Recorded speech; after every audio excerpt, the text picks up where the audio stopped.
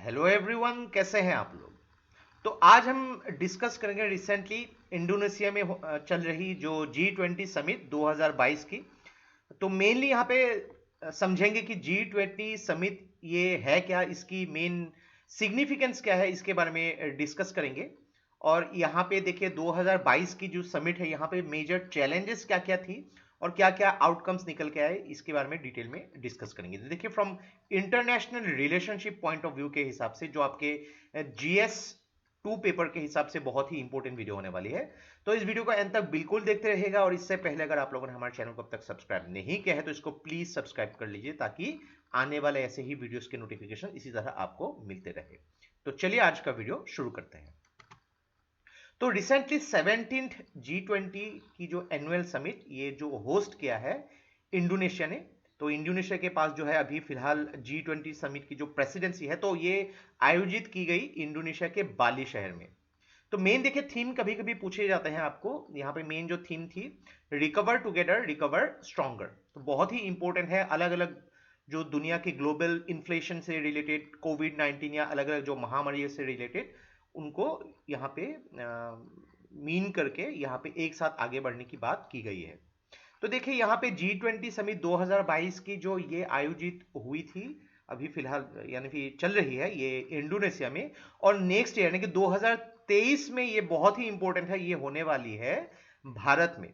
जो 18 G20 summit, जो ये समिट के जो नंबर भी आपको याद रखने हैं, कभी कभी आपको प्रीलिम्स में सीधे पूछे जा सकते हैं। देखिए 17 ये आयोजित हुई है इंडोनेशिया में, और 18 जो होने वाली है ये इंडिया में, जो आपने थंबनेल में ऑलरेडी देखा। तो देखिए पहले हम लोग को समझना पड़ेगा कि G20 है क्या। तो G20 जैसे कि नाम से ही पता लगा सकता है कि ये ग्रुप ऑफ 20 यानी कि 20 अलग अलग देश यहाँ पे एसोसिएटेड है। इसकी फॉर्मेशन हुई थी 1999 में। तो एक्चुअली 1990s के पिछले भाग में जो ईस्ट एशिया और साउथ ईस्ट एशिया में जो फाइनेंशियल क्राइसिस हुई थी, तो उसी टाइम जो है ये इसकी स्थापना हुई थी। तो मेन इसकी एम क्या है कि ग्लोबल फाइनेंशियल स्टेबिलिटी को जो सिक्योर करनी है, और उसके लिए जो भी मीडियम इनकम, जो मिडिल लेवल इनकम कंट्रीज है, उनको साथ में लेके आगे बढ़ना होगा। यानी कि जो G7 कंट्रीज ये तो होंगे ही, और उसके साथ जो मिडिल इनकम कंट्रीज को भी आगे लेके जाना होगा। तो सिग्निफिकेंस के हिसाब से अगर देखेंगे, जो G20 कंट्रीज है पूरे दुनिया की 60% जो है पॉपुलेशन कैरी करती है, यानी कि पूरे दुनिया की 60%। तो पीपल टू पीपल कांटेक्ट के हिसाब से बहुत ही इंपॉर्टेंट है। पूरी दुनिया की 80% जो ग्लोबल जीडीपी जो है इन G20 कंट्रीज में ही शामिल है, 20 कंट्रीज में ही शामिल है।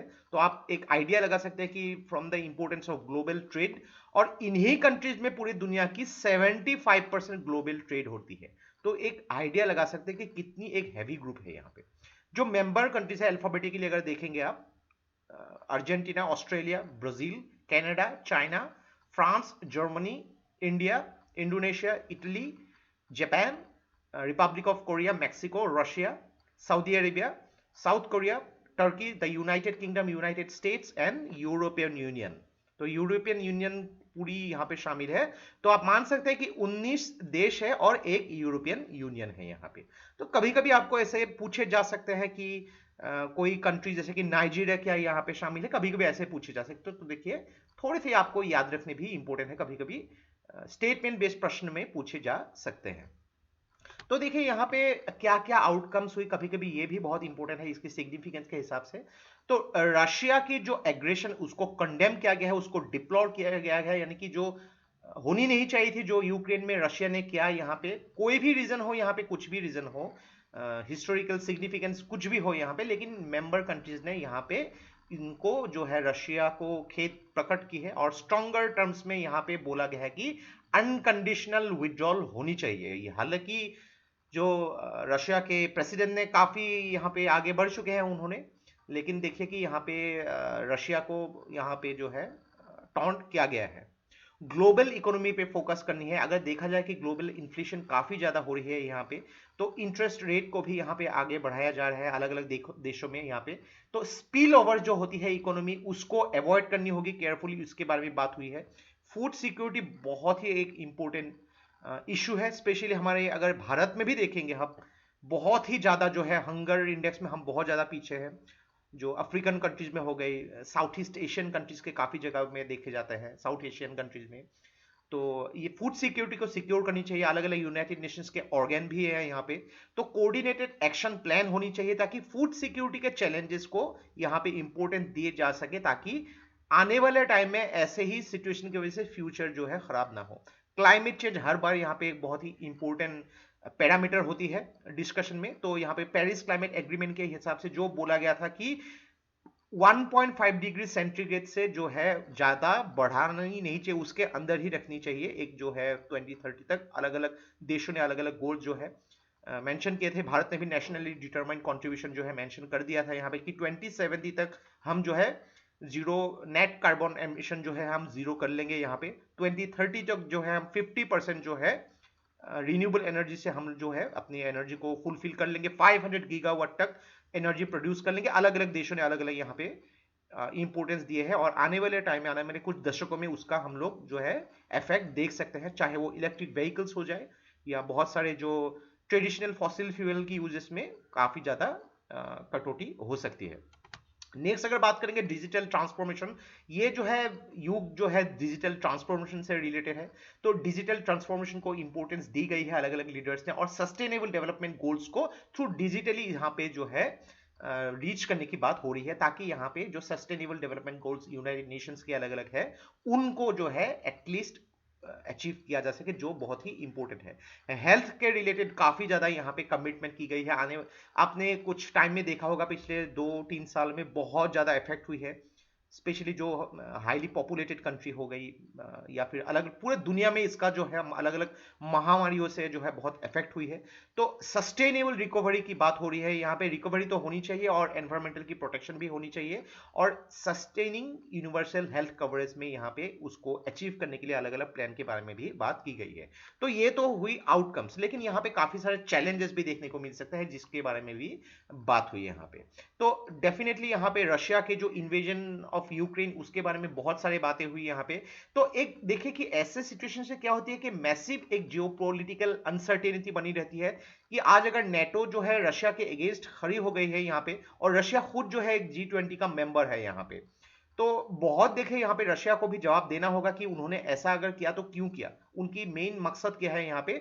और इसी वजह से अगर देखा जाए कि अलग अलग दुनिया के देशों में इन्फ्लेशन जो है ग्लोबल इन्फ्लेशन हो सके या फिर रीजनल इन्फ्लेशन भी देखने को मिल रहा है, लेकिन हम बिना सोचे समझे कभी कभी बहुत ही कुछ बोल देते हैं, लेकिन यहाँ पे ग्लोबल इन्फ्लेशन जो है ऐसे सिचुएशन की वजह से भी हो सकते हैं। तो इन्फ्लेशन की वजह से इंपैक्ट क्या हो सकते हैं, यहाँ पे देखिए सेंट्रल बैंक से क्या हो रही है, यहाँ पे उनको इंटरेस्ट रेट भी बढ़ाना पड़ रहा है, और इसके वजह से क्या हो सकता है कि economic activity, economic development, social development या फिर ग्लोबल डेवलपमेंट उसका खासा इफेक्ट हो सकता है। जो बहुत गरीब देश है उनके ऊपर बहुत ही इफेक्ट हो सकता है, या फिर जो भी पॉपुलेटेड देश है स्पेशली इंडिया जैसी देशों में उसका बहुत ही सीवियर इफेक्ट देखने को मिल सकता है। Slow down of major economies, China की अगर बात करेंगे यहाँ पे, one of the major engine for the global growth, अगर पूरी दुनिया का ग्रोथ होना है, चाइना आप बोल सकते हैं कि एक यहाँ पे वेयर हाउस है। तो अगर चाइना में ही ऐसे अगर प्रॉब्लम्स देखने को मिले, जो हालांकि अभी फिलहाल देखने को मिल रहा है, रियल एस्टेट क्राइसिस जो 2008 के टाइम में पीटर स्किफ के अगर आप लोगों ने जर्नल पढ़ी होगी, जो उनके आर्टिकल पढ़े होंगे, तो किस तरीके से रियल एस्टेट क्राइसिस के वजह से यूएसए से ही रिसेशन को जो है ओरिजिन होके पूरे यूरोप या फिर काफी देशों में उसका इफेक्ट देखने को मिला था, और यही जो है फिलहाल चाइना में देखने को मिल रहा है। और इसके वजह से क्या हो रहा है, हालांकि अपॉर्चुनिटी तो काफी निकल सकती है इंडिया या फिर जो साउथ ईस्ट एशिया के, लेकिन यहाँ पे इन्फ्लेशन का भी इफेक्ट देखने को मिल सकता है।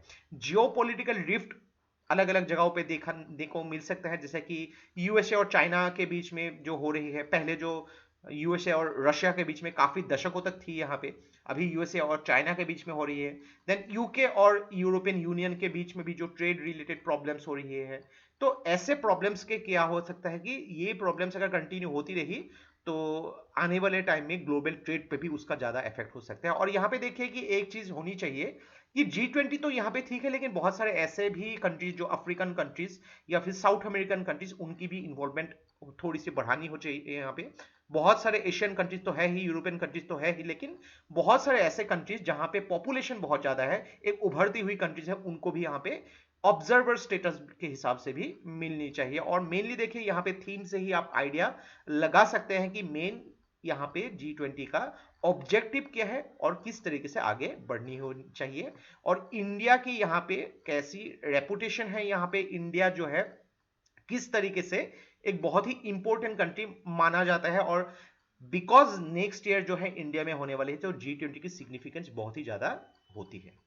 तो ये था हम लोग का complete analysis regarding the G20 summit of 2022, और यहाँ पे हम लोगों ने मेजर चैलेंजेस एंड आउटकम्स के बारे में भी डिस्कस किया, और आने वाले टाइम में उसका इफेक्ट्स आप लोग अलग अलग तरीके से देख सकते हैं। इंटरनेशनल रिलेशनशिप बेस्ड कुछ भी अगर न्यूज होते हैं हम लोग डेफिनेटली उसको कवर बिल्कुल करते हैं।